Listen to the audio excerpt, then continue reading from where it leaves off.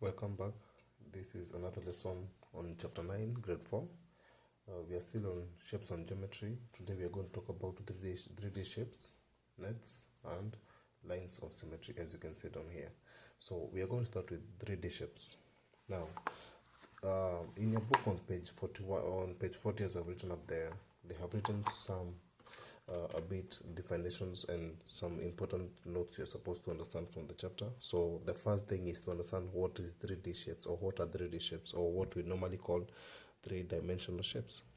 So three-dimensional shapes are solid shapes with lengths, width, and height.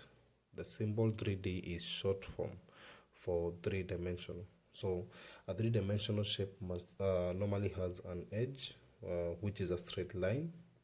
I've also written down here, an edge is a straight line, or what you can call the lines.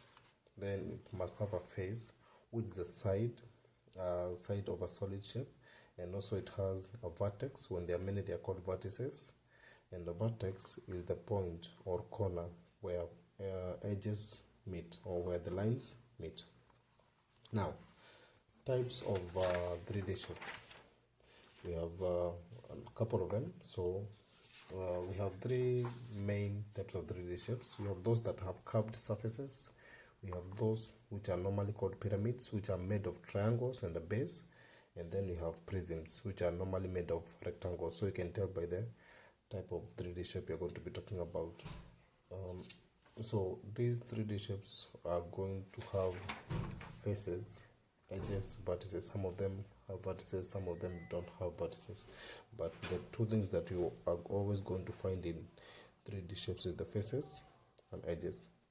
That is guaranteed. Vertices is not always, because we have curved surfaces, as we say, and curved surfaces don't have vertices, or they don't have corners, unless you're going to talk about a cone also. So examples, before we go to explaining what you have down here, I want to give examples, a few examples of 3D shapes. As we have said, we have curved pyramids and prisms. On curved surfaces, or which are curved 3D shapes, I've given examples at the back here, which you have a cylinder. This is the way a cylinder looks like. We have a cone, which has a base, and the base is a triangle. You can see the base here is rectangles. And then you have a sphere, which normally looks like a ball. I know most of you know how a balls look like, or you have had a ball in one point. Now, ahead we go on to pyramids. Now, pyramids, what just needs to understand that the pyramid, the name of the pyramid depends on the base of the pyramid. We have triangular based pyramid or tetrahedron. This is an example. So the base of the pyramid is the one that determines the name of the pyramid. So if the base is a triangle, it is called a triangular based pyramid. If the base is a triangle, is a square or a rectangle, it's going to be called a square based pyramid. If it's a rectangle, it's a rectangular based pyramid. So the name of the pyramid depends on the base. So it is the base. So you say the base. You look at the base. You are going to call the pyramid depending on the name of the shape that makes up the base of the pyramid. We go ahead to prisms. Now, for prisms, prisms are made up of rectangles and additional two shapes on the sides. These two shapes are going to be identical. They are the same as we have read before up here. They said that the prism has two identical ends and the same cross-section throughout. So the cross-section you're talking about are these rectangles. Now, the name depends on the additional two shapes. For example, we talk about a rectangular prism, or what you normally call a cuboid. Another name of a cuboid is a rectangular prism. So this is the way it looks like. So you can see the sides, and then you have rectangles all around. Another example is a triangular prism, and this is an example of a triangular prism down here. And then again we have pentagonal prism, and you can see we have a pentagon on this side and a pentagon on the other side. So the prism is the rectangles, then you have the sides, which is a pentagon. So you call it pentagonal prism. We have more depending on the side we are going to get in this case. So we have hexagonal prism, octagonal prism, decagonal, depending on the number of sides you have, or the number of sides the number of sides that shape is going to give you. Now, the next thing you're supposed to understand is coming back to this: faces, edges, and vertices. By looking at a shape, you should be able to tell the number of faces or the sides the shape has, the number of edges a shape has, and the number of vertices a shape has. So, if we give an example of triangular prism in this case. Now, faces, triangular prism. The faces you can see are normally the sides. So we have the front side, the back side. We have this side on this side. We have the other one on the other side. You have another side there, and we have the bottom side. So you have 3 rectangles and 2 triangles. So that gives you 5 faces. So this shape is going to have 5 faces.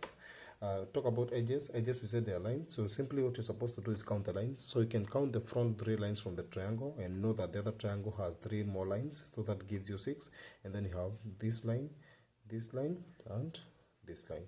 That gives you 9 edges. So 5 faces, 9 edges. Now what about vertices? Vertices, we said that the points where lines meet. So we can see there's a point here, another one here, another one here, another one here, another one at the back here, another one here. So those are 6. So if you're going to count the number of vertices, you're going to get 6 vertices on this one. Now we can find more examples or more explanation or more of them. Let's explain this one, which is a tetrahedron or a triangular based pyramid. So again, we start with the number of faces.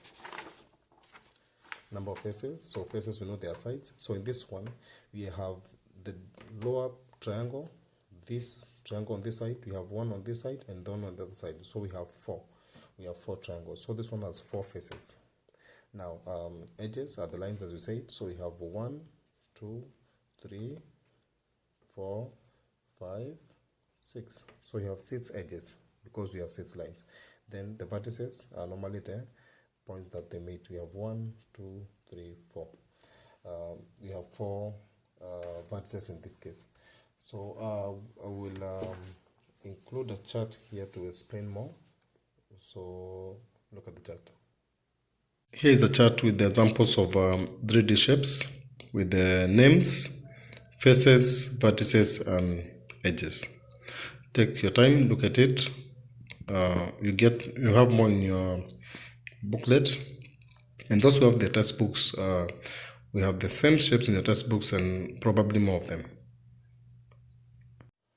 Now we are going to talk about nets, and remember that nets are still part of the 3D shapes. They are normally the shapes that make up a 3D shapes. So as I was explaining before with this one, I told you the nets of this one is going to include 3 rectangles. We have 3 rectangles here and you have 2 triangles. So when you open up, it's going to look something like this. You're going to have rectangles like this, and then you're going to have 2 triangles on each side. So this will become the net of this triangular prism. So this is an example of what I'm talking about. So I've given more examples here. So remember, as I said, nets are attached polygons that make up 3D shapes. So this is a cylinder. So a cylinder is normally made up of a rectangle. If you take a rectangle, for example, you know this is a rectangle. If you turn it and try to fold it like this, it's going to give you what you can see. It has a circle on top, a circle down. So this is what you're going to get, which is what you're calling a cylinder. So when you open it up, it's a rectangle. So that's why we draw a rectangle and 2 circles below. We have one on top, one side on top and one side down. Now another example is a square-based pyramid. A square-based pyramid has a square in the middle.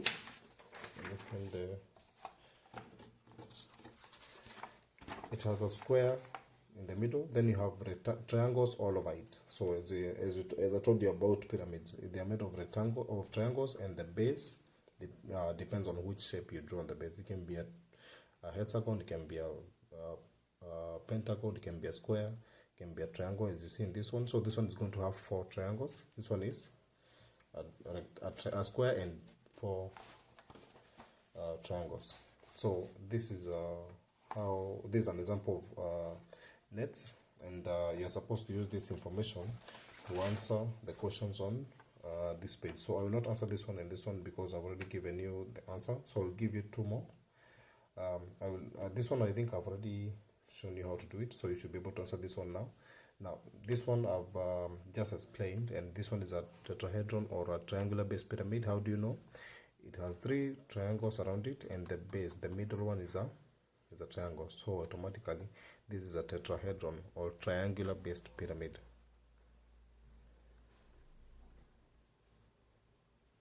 So as you can tell, this one, if you try to fold the shape back, it will make a cone. So please try to answer the rest of the question here. And I go to the last thing I will have to explain, which is about line of symmetry. Now, line of symmetry is simply a line that divides a shape into two equal parts. So that's what you're supposed to understand.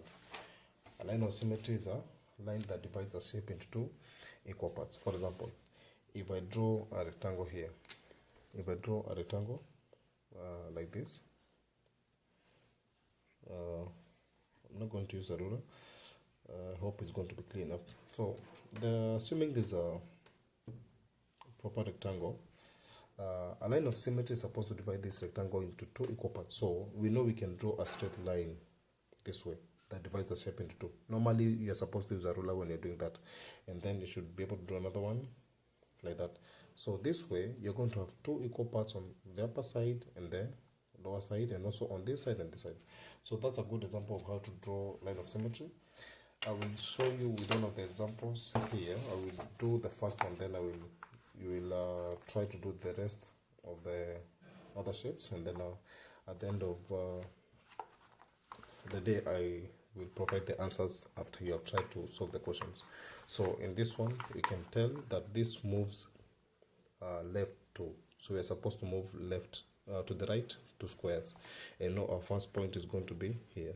So we are supposed to draw a straight line after the 2 dots. Then it moves down across diagonally to this point. So as you can see, so we can join this line there. Then it moves down straight 1. We move down straight 1. Now here we have this shape here. You can easily be able to tell where it is. It's going to be there. Then after that it moves out to the last one here, so we can easily join there. Okay, then moves down 1 square like that. Then it moves back inside like that. Then it moves down 2 there. Then you can see this shape, it has 2 squares here, so you should be able to join it there and that way. Then this one goes back inside. You can see this line goes inside, so you should be able to continue this line that way. Then this is 2, so you can be able to draw 2 there, and this is 1 up, and that's the way it's supposed to look. So you can see this side is identical to this side. So when you're supposed to draw the shape, it should look identical but face the other side, the other direction down. So try to answer these questions on your own. I will give the answers when you try on your own. So I want to give one example here. I want to complete one example here and one example on the previous page, and then I will let you solve the rest of the question. So let me explain this one. So what you see on this page, all these are prisms. You can see they are all made of rectangles, and there is that shape on other side that is going to give you the name of the shape. So for this one, you can see it has a pentagon. So we know that this is a pentagonal prism. Now, how do you know the number of faces? The number of faces is simply we count the top and the bottom, those are 2, and then we have 5 rectangles around it. So 2 plus 5 give us 7. So you have 7 faces. Edges, we said, are lines. So lines, you can simply count the lines. We have 5 lines on top because there's a pentagon, there's 5 lines. We have 5 lines going down, and you have 5 other lines on the pentagon below. That gives us 15 edges. Then vertices are the corners. We have 5 corners on the pentagon. Then you have another 5 corners on the lower pentagon. That gives 10. That's how you're supposed to solve it. So please solve the other examples. Then I will explain one here. So this is normally called a cube. I believe you know that. So you should be able to tell this one. Let me explain this one. I've already explained an example of this one. So let me explain it anyway. So again, you can see the bottom is a pentagon. So because the bottom is a pentagon and this is a pyramid, we call it a pentagonal based pyramid. Pentagonal based pyramid. And then count the number of faces. We have 5 triangles and 1 pentagon. That gives us 6 faces. Then edges, we are going to have 5 down for the pentagon, and then we have 5 lines going up to make the triangles. That gives us 10. And then the vertices, we have 5 on the pentagon, and then you have 1 on top, because vertices are the points that lines meet. So we are going to have a total of 6. So with that information, solve page 40, 41, 42, and 43, and then go back and revise the whole topic from page 36 to page 43 and answer the questions on page 44. Thank you.